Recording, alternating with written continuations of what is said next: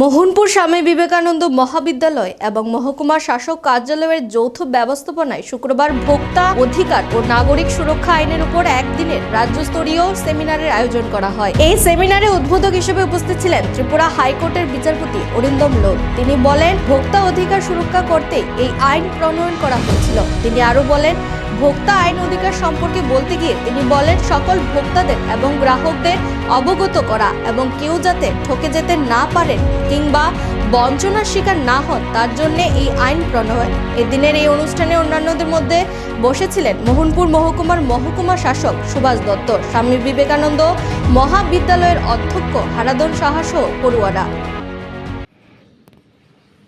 তো এই আইন তো নিয়ে এসছে, কিন্তু আইন তো প্রচারে আনতে হবে না। আমি কিভাবে আমার দেশের নাগরিকদের আমি জানাবো, এওয়েট করবো যে দেখো এই আইন আছে, এই আইনের প্রয়োগ করতে হবে আমাদের দেশের নাগরিকদের। কোন জায়গায় কোনোভাবে কোন রকম ফ্রড, কোন চিটিং তার যদি শিকার হই আমরা, তাহলে এই সব আইনের মাধ্যমে, এই আইনের মাধ্যমে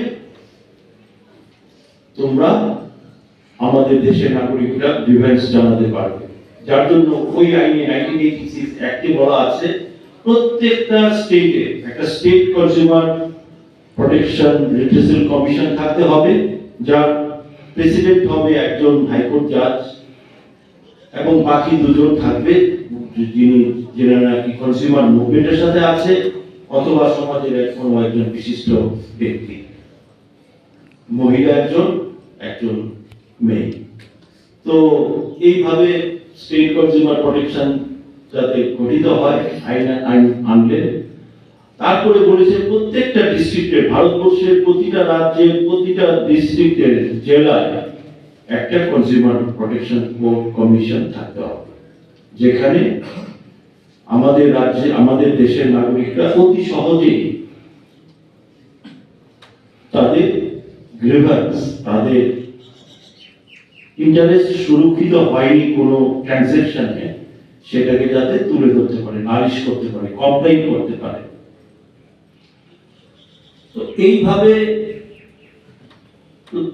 আইন তো আছে এবং গভর্নমেন্ট অফ ইন্ডিয়া এবং আমাদের লেজিসলেচাররা ভাবে কিভাবে আমরা এটাকে পপুলারাইজ করব, কিভাবে এটা জনপ্রিয় করব, আইনটাকে কিভাবে আমরা জানাবো।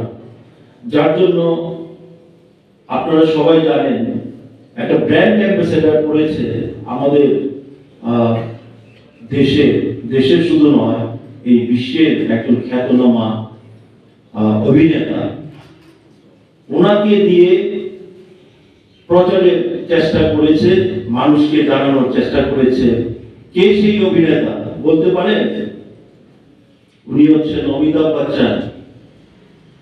যে অমিতাভ বচ্চনের এত রেট, তা সত্ত্বেও গভর্নমেন্ট অফ ইন্ডিয়া বলেছে, চেয়েছেন যে না, আমরা যদি মানুষের দৃষ্টি আকর্ষণ করতে চাই এই আইন সম্বন্ধে, তাদেরকে যদি ওয়াকিবহাল করতে চাই আইনের বিভিন্ন দিকগুলো এবং অধিকারগুলো,